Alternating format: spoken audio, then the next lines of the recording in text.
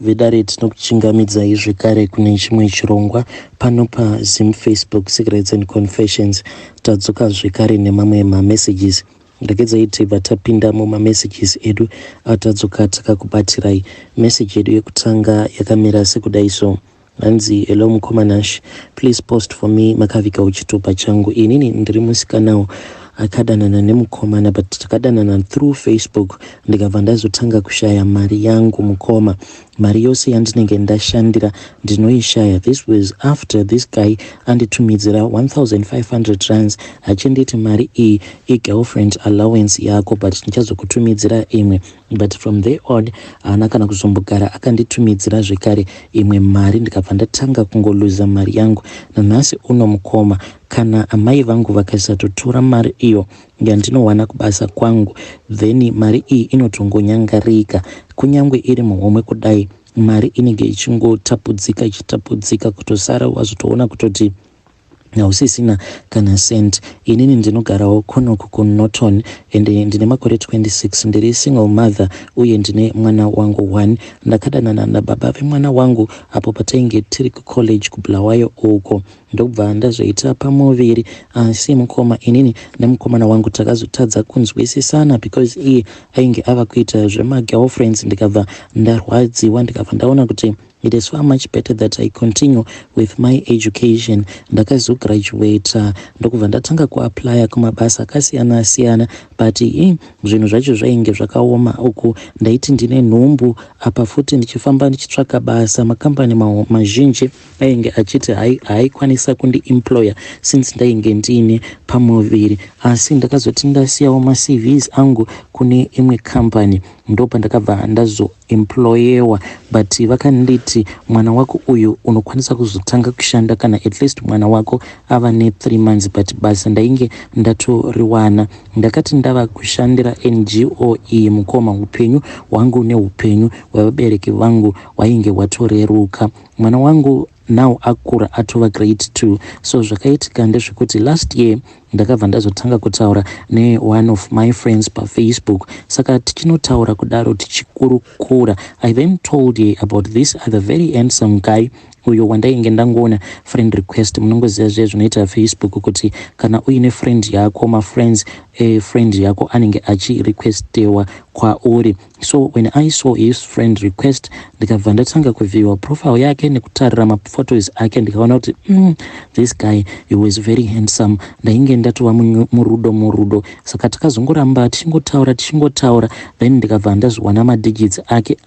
Vanhu ndivo avo kutonyura murudo, and ndaipota ndichiconfirmawo kune friend yangu. Friend akabva anditi iye anoshanda pane imwe guest house iriko kuLimpopo ikoko, but pakaita kunge pane chigame, so a lot of tourists hanzi vanouya ikoko, but iye kumaraini kwavo anobva kumasvingo, ndokumba kwavo ikoko kwaakandiudza.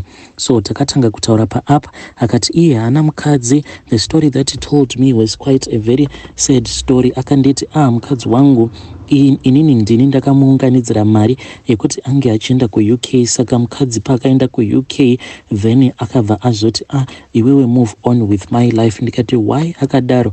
Iye akabva ati ikoko kuUK ainge ati ndawanawo at least umwe munhu wandinofungidzira kuti is the true love of my life. So iye akabva azotanga kundibvunza kuti ko iwewe, how is your love life going? Ndikamuudzawo madisappointment ose awo andainge ndichisangana nawo.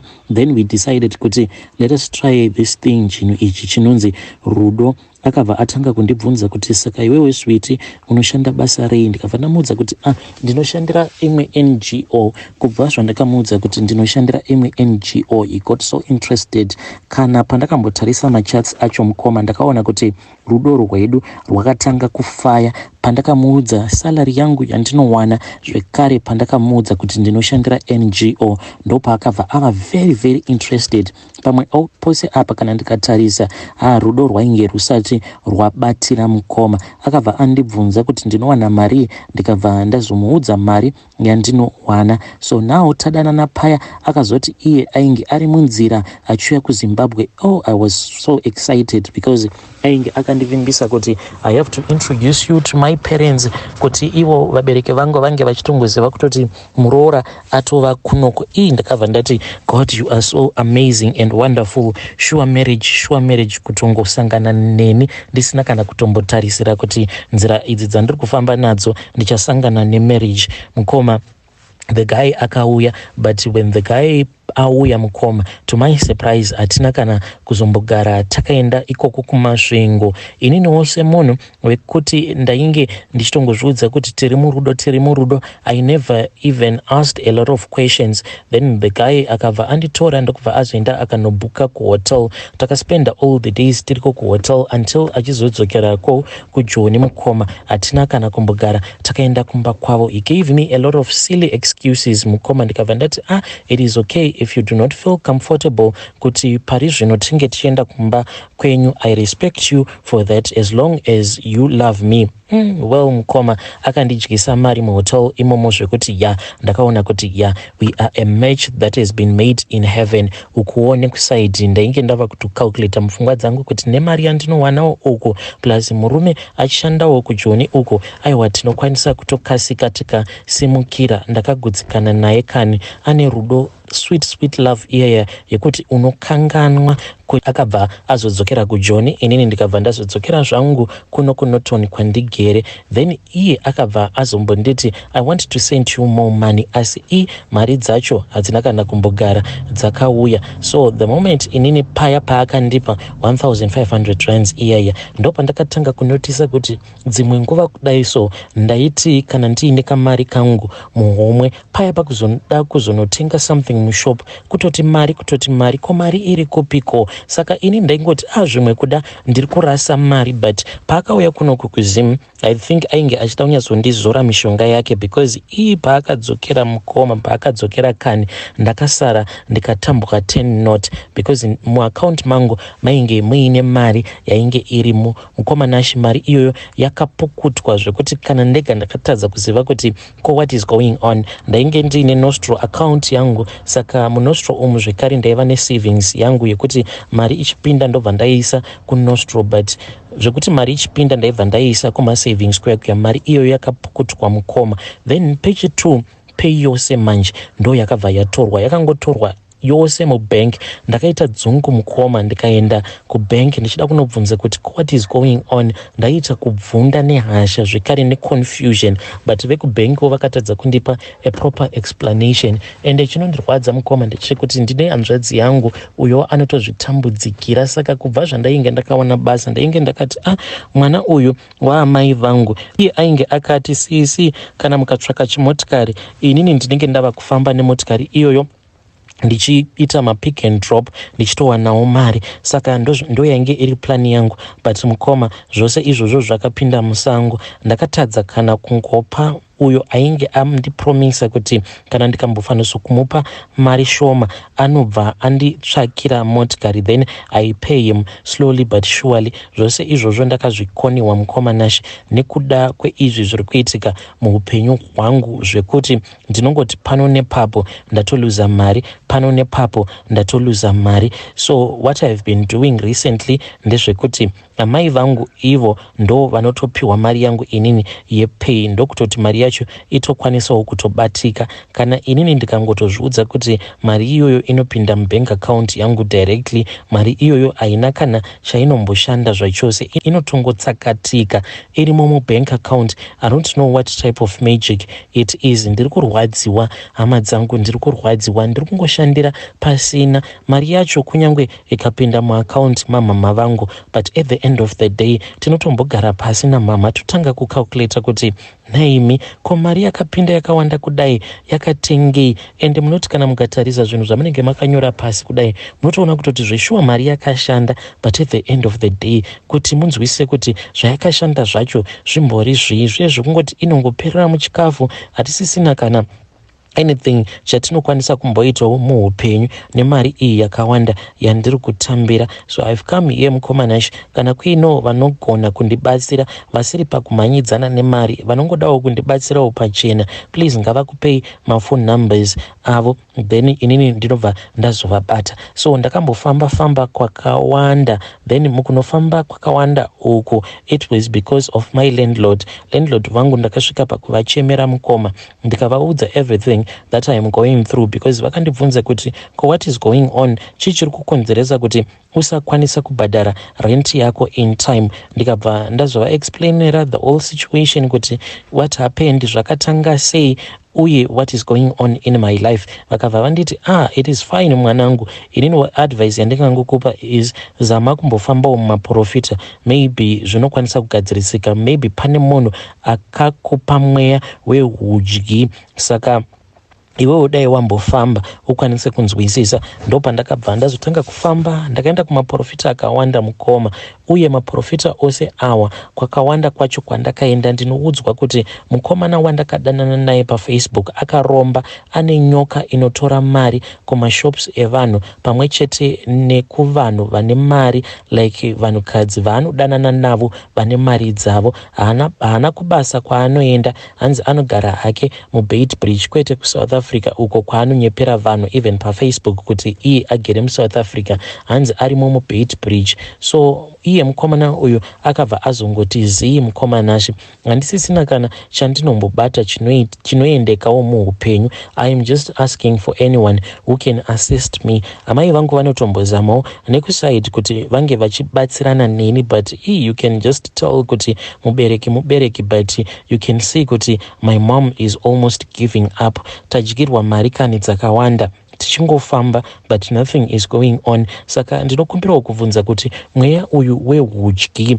tingaitawo sei kuti mweya uyu wehudyi unge uchizodzingwa muupenyu hwangu. If there is anyone who can advise me, kana kuinewo zvandinokwanisa kushandisa so that mweya uyu wehudyi unge uchizodzingwa muupenyu hwangu, nditangewo kubata chinoendeka. Haisi nyore mukomanashi kuti ndiri munhu anoshandira mari yakawanda kudai, but at the end of the day handina kana chandiinacho mukoma. Vanhu vanowana mari shomanana vanotorarama upenyu hunotonakidza kutodarika upenyu hwandiri kurarama inini. Tinokwanisa kutoti one day tinokwanisa kutombonorara tisina kana chikafu mukoma, yet ndiri munhu anowana mari yakawanda, such that I can actually take care of myself. I am failing to take care of myself. Ndibatsireiwo muri yeZimbabwe. Zvinhu zvinongorwadza kuti kushanda unoshanda asi chaunoburitsa hapana. Hey, vedare ndo message iyo yandakatumidzirwa ichibva kuna vanzvadzi vedu. Hanzi kushanda ndinoshanda asi chabuda hapana. Hey, such a sad story. So panya iyi yemweya wehudyi, vanhu vazhinji vanowanzo kukomplaina nezvayo mweya iyi yehudyi. Kana kuine vane ruzivo, hanzi kana kuine ane ruzivo anokwanisa kundiudzawo kuti kana ukashandisa chakati nechakati ngakuudzei mukomanashi. So kana muriko munoziva kuti mweya uyu wehudyi munoshandisa 1 2 3 so that you can chase away that spirit, please come to my inbox, then mobva matidzidzisa kuti mweya uyu wehudyi unodzingwa sei. You can leave your voice note muchitidzidzisa, and pamunoita voice note zamai kuita voice note renyu muri panzvimbo yekuti panenge pasinawo mabackground noises, tikwanise kudzidza, because hakuna zvinhu zvinorwadza sekushanda but pasina chaunoburitsa. Zvakangooma hazvo vedu we. Reedzai tibva taenda panyaya yedu inotevera. Nyaya yedu inotevera yakamira sekudai so pane imwe hanzvadzi yedu, she is a South African, akanditumidzira nyaya iyi, saka ndichangoita narration yenyaya yake ndichitranslata kubva kuchirungu ichiuya kuchishona. Hanzi makadi zvenyu mukomanashi, ndinokumbirawo kuti munge muchindiposterawo nyaya yangu makavika chitupa changu. Inini ndinoda kureurura kuti ndinotorarana nemurume wasisi vangu. So ivo sisi hapana kana chavanotombosuspecta. She does not even suspect kuti ndinodanana nemurume wavo. wavo, but the community ikatombosvika pakutosuspecta kuti there is something that was going on. Zvinhu izvi zvatova nemakore zvinhu izvi kubva pazvakatanga kuitika nanhasi uno inini nabamukuru vangu tichiri kutongorarana, asi dambudziko rakazoitika along the way nderekuti bamukuru manje vakazotanga kucomplaina vachiti ivo vanoda mwana, but inini I then found out kuti ndinenge ndisingazvari because takatombozama kuitisana mwana but zvakatoramba zvachose mukomanashi. So ivo bamukuru vakabva vazotora umwe mukadzi wechinumber 2. Izvi zvakandirwadza kusvika pekupedzisira because I loved him and I wanted him to be mine. As for my big sister, anditombovaverengi semukadzi wemurume uyu wandinoti murume wangu because sisi vangu ndakatovashandisira mishonga. Inini mukoma even though ndiri South African, but you can think kuti ndinotobvawo kuzimu because I am always surrounded by these prophets. Ndinowanzo kuenda kumaprofita ava vanoita zvekumasowe, ndokwandinoswera ikoko ndichipiwa zvangu minamato yekuti ndinge ndichishandisira ivo sisi vangu. Ndinorangarira nerimwe gore pandakamboenda kumasowe ndokubva ndazopiwa dziya dzavanoti mbiya, saka ndakati ndapiwa mbiya iyaya ndikabva ndanzi ndinge ndichinyora zita rasisi vangu, saka ndakabva ndarinyora ndokubva ndazoenda mubedroom mavo ndikabva ndanzi ndinge ndichizokwidibira mbiya iyoyo ndichivhara kapepa kaya ako kandainge ndakanyora zita ravo. Izvi ndainge ndichizviitirei? Ndainge ndakanzi ndikaita izvi zvinoreva kuti sisi vangu havazombofi vakarotiswa hope dzekuti vanozotanga kususpecta kuti inini ndinopota ndichitorana nemurume wavo, ende ivo sisi vanotoita kunge dzenga, havatombozvizive kuti inini ndiri kutorana nemurume wavo. Ndo confession yangu iyoyo mukomanashi. Zvekare zvimwewo zvandakaita ndezvekudai. So pakamboya umwe musikana uyo aizviidza iye maningi ndava ainge ava kuda uyo murume uyo wandinodisisa, ndakabva ndamushandisira mushonga. Ndakapiwa umwe mushonga wekuti ndinopota ndichimwaya paoffice door remurume rabamukuru vangu, zvekare ndichimwaya pareception because musikana uyu paaiva pama-attachments aishanda pareception, akabva azongotanga kuzvimba makumbo kuzonosvika achizofa, but all of my colleagues they went kumariro kwake, but inini ndakabva ndarambidzwa ndikanzi handaifanira kuti ndinge ndichienda kumariro kwake because ndo dzainge dziri mhiko dzake idzodzo. This is my own confession mukomanashi. Ndinoda kureurura kuti sisi vangu ndinotopota ndichivashandisira mishonga because handidi kuti vange vachingwara, handidi kuti vange vachiziva kuti inini ndinotorana nemurume wavo because bamukuru ndinovada nemoyo wangu wose, even though sometimes he mistreats me because vakazorora umwe mukadzi wechinumber 2, but mukadzi uyu zvake iye anogara kune imwe province, isusu tigere kune imwe province. Hey, vedare ndo message iyo yakabva kune vamwe vanzvadzi vedu eSouth African, saka iyo ndo yanga ingori a brief narration of her story. Ndaibvisa kuchirungu ndichiunza kuchishona, zvakangooma hazvo vedu we. Hanzi ndakakwidibira mbiya mushure mekunge ndanyora zita rasisi vangu ndichivakwidibira mumbiya inhau yekuti handidi kuti vange vachizviziva kuti ndinorarana nemurume wavo, saka ivo sisi havatozvizivi kuti this has been going on for a very long time.